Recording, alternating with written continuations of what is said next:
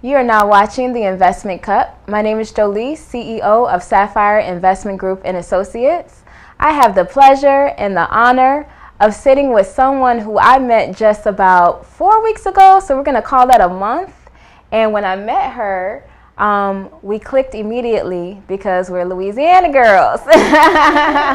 Although I haven't lived in Louisiana for a very long time, we still clicked, and that was just one thing that brought us together. But I think one of the most important things is just finding out more about her and her entrepreneurial spirit. If there's ever a person that you want to talk to and just sit with for just a little bit, her name is Stephanie Anderson. So everybody welcome Stephanie Anderson. Thank you so much, Thank you Joelise. for coming. Thank you. It's my pleasure. You're so wonderful. Oh, I have the same sentiments about you. I would immediately connected to you at the networking event. And it's always nice to meet, warm, friendly women from back home. So it's definitely a pleasure. I appreciate the invitation. Definitely. Well, I remember when we were at the event, you were just speaking about your business. So how long have you been an entrepreneur for? Well, I started in 1999, right after during graduate school, actually. Wow.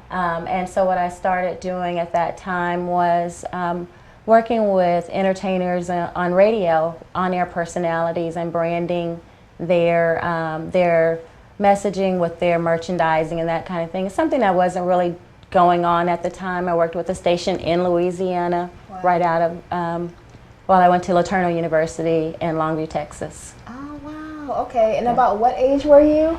I was a young girl. I was in my 20s. In your 20s. Yeah. See, that just goes to show you can be a young and successful entrepreneur. That's right. That's right. I actually started working when I was 12. I lied about my age to begin working. I did. You could recommend it to children nowadays, but they won't follow it. But yeah, I absolutely did. I came from a very low-income family. My mom worked full-time, very hard every day. Yeah. And I just felt the need to try to help out at home.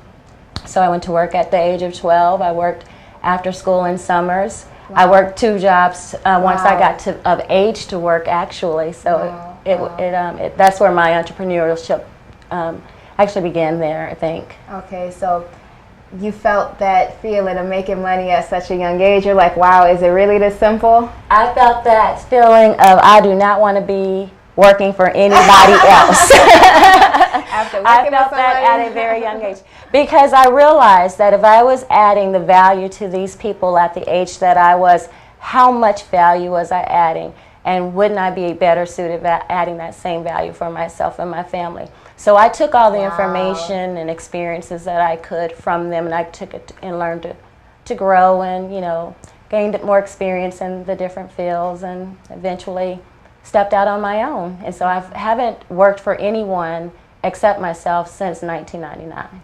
Wow. Yeah. Let's talk about what you do. Okay. Let's talk about that. Well, I'm a business consultant. Mm-hmm. I work with professional athletes, middle-income individuals who have a small business but who don't necessarily have all of the tools or resources in place to manage that business as well as they could. Mm-hmm. And so what I do is I reach out to them through training, through helping them to vet different professionals that they bring into their business. Mm-hmm. We develop their business plans. Even a lot of existing organizations don't have an operating plan. And so we sit back down and sort of backtrack things. You have to have a plan. Absolutely. If you don't have a plan, you're planning to fail. So. Mm-hmm.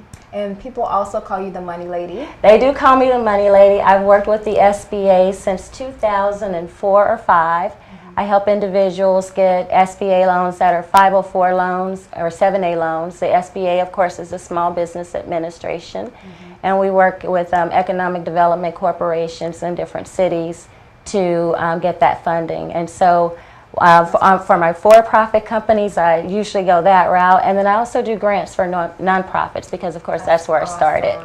That is awesome. Yeah, so I also wanted to ask you, because you've been an entrepreneur since 1999, how have you seen that you've added value just to just your husband's perspective of you? You have a beautiful daughter, so model-like.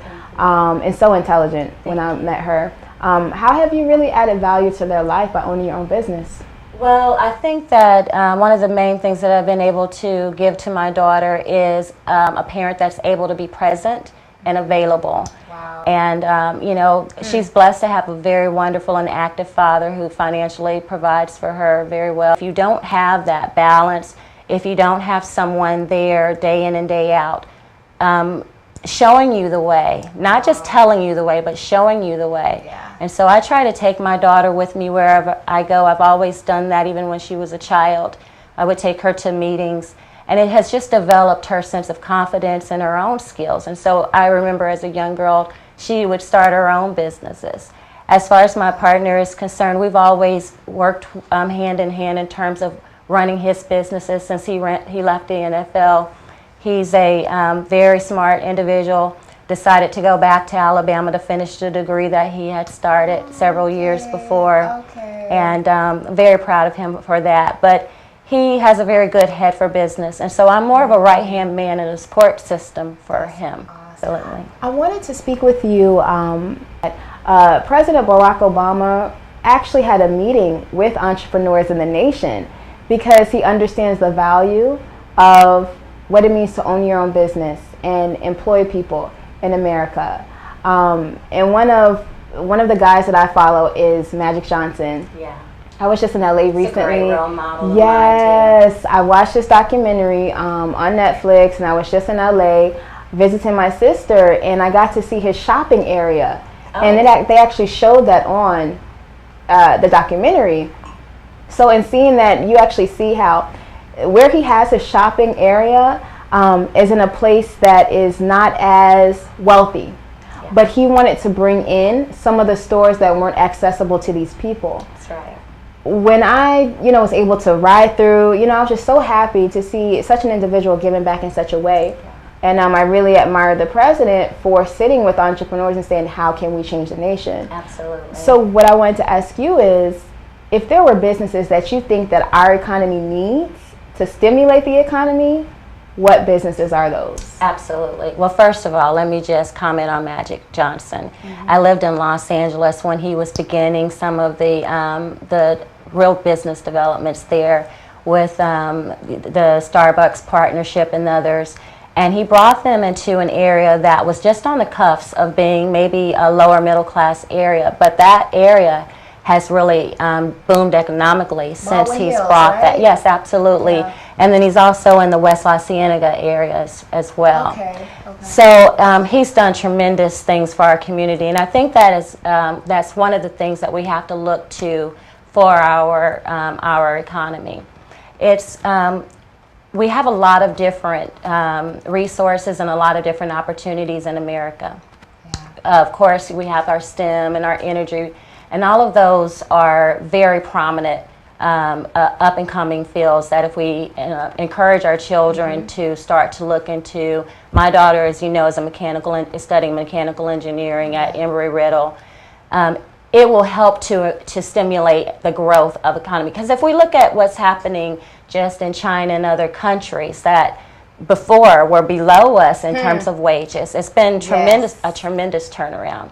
Yes. But then we also have to do a better job of reaching out to our small businesses. What is happening is that we have started to equate a business owner with a large corporation, and that's not the case. Most of our businesses, most of the business employers in this country are small business, and that's defined very loosely in this country, but in the $250,000 to $1 million range. Mm-hmm. So what we have to do is a better job of reaching out and supporting those businesses.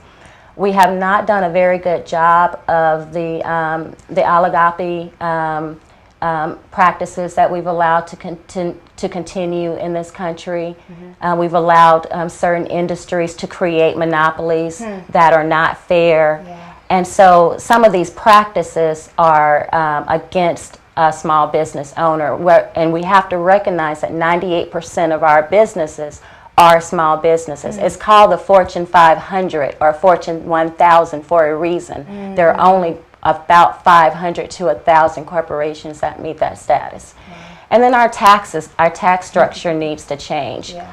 And I think that President Obama, while his interest has been in trying to create more opportunities in the middle class and with small businesses, for whatever reasons it has not happened. Yeah. And so one of the things that he could do immediately would be to go back and to reform our tax code. For instance, we have a lot of small businesses who provide their own health insurance. We should make that health insurance 100% deductible from their first page of their 1040. So we're not paying taxes on health care in this country, period. And there are other things like that that we can do. That is an awesome answer, which leads me to another point that I'd like to make. When we met, we talked about your political views and how you are actually running for Congress. I am. Let's talk about that a little more. How do you go from wanting to own your own business, helping to provide for the household, to wanting to be in Washington, D.C., knowing what they go through, but wanting to have a voice there? It's a leap, but the people that I work with want to have a voice there. The people that I see every day, they want to have a voice there. The people in my family, we want to have a voice there. And we have nobody representing that voice. Wow. And so that's the reason why I'm running. We need someone who remembers that we're not politicians, we're public servants. We've been put here to serve. We've been put here in the U.S. House of Representatives to represent the interests of the common man. And no one's doing that. And so one of the things that I always recognize as a child is if you see something that angers you, that's not going right, there's no point in fussing about it if you're not going to fight to change it. All right now. Thank you, Stephanie. Thank you. Well, you have heard it here first on the investment cut. I'm sitting with hopefully one of our future Congresswomen, Stephanie Anderson. You've heard about her family. You've heard about what she did when she was 12 years old to what she did when she was in college to what she's doing now. She's lived in so many places, and her heart is to give back. Again, my mission is to help you enhance your financial lifestyle. Again, you can reach me, Joelise, CEO, Sapphire Investment Group and Associates. Thank you again, Stephanie. Thank you, Joelise. And we will be doing this again.